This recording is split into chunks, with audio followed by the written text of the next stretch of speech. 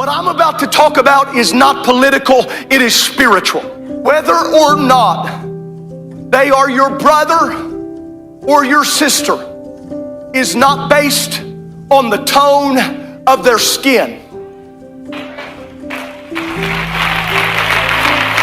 Yes, I'm going to say it. We should denounce racism and anything thereof. And if you got even a thread of racism, you need to bury that at the altar. Leave your gift at the altar. Make repentance and go reconcile that.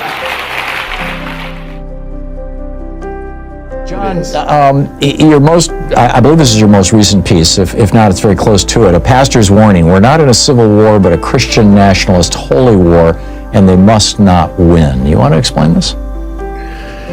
Well, I think, Tom, as a person of faith who grew up in the church, and a white person in America growing up in the church, people like me need to admit that we wouldn't be in this place of national urgency if not for white professed followers of Jesus. And the plans that they have for this nation, which they're coming ever closer to being realized, are really subjugation of all of us under a conservative Christian theological rule. And so it's incumbent upon people like me, people of privilege, to speak out and to make sure that everyone understands how organized they are, how committed they are to this sort of damaging theocracy, and what we need to do to combat it.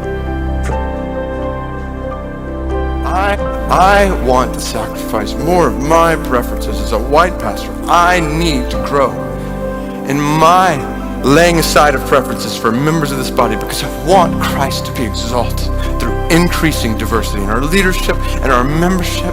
On a related note, I do not want to speak from the Bible on issues that are popular among white followers of Christ while staying silent in the Bible on issues that are important to non-white followers of Christ. That's not a faithful pastor.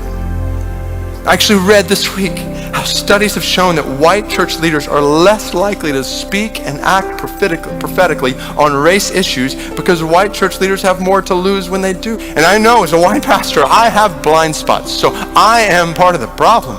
I need friends and fellow pastors around me from different ethnicities who help me see those blind spots.